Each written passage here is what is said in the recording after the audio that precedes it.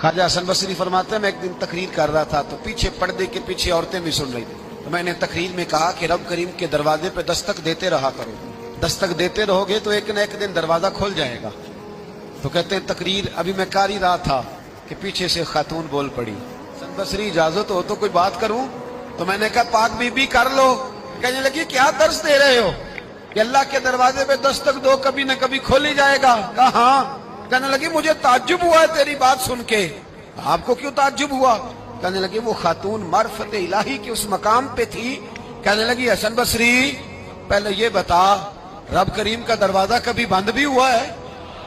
खुलवाएंगे तो उसको ना जो पहले से बंद होगा, और जो खुला हुआ है, जो खुला हुआ पिछली राती रहमत रब दी करे बुलंद आवाजा बख्शिश मंगन वाले कारण खुला जे दरवाजा।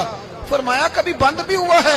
हजरत बीबी राबिया बसरिया सारी रात इबादत करती, सारी रात रब रब करती और फरमाया करती थी मेरा रब।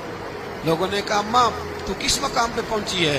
तो फरमाने लगी मैं इस मकाम पे पहुंची हूं कि कबूलियत मेरी दुआओं के करीब आ गई है, कबूलियत मेरी दुआओं के करीब आ गई है। अभी मैं पूरी दुआ नहीं मांगती, खुदा की रहमतें पहले बरसना शुरू हो जाती है। आप गई हुई थी हज करने, हज से वापस तशरीफ लाई तो जिस दिन आप वापस पहुंची ना बसरा में, आपका ऊंट फौत हो गया। कुछ लोगों को ना बड़ा प्यार होता है। मेरी दादी अम्मा ने ना एक बछड़ा पाला हुआ था, तो दादी जान के हाथ में पेड़ा होता था, दादी आवाज देती मिट्ठू आ जा, तो बछड़ा दौड़ के आता पेड़ा खाने। प्यार होता है ना। हमारे यहाँ देहातों में तो जानवर घर के फर्द बन जाते थे। भैंस का दर्जा इसी तरह होता था जिस तरह घर के एक फर्द का है।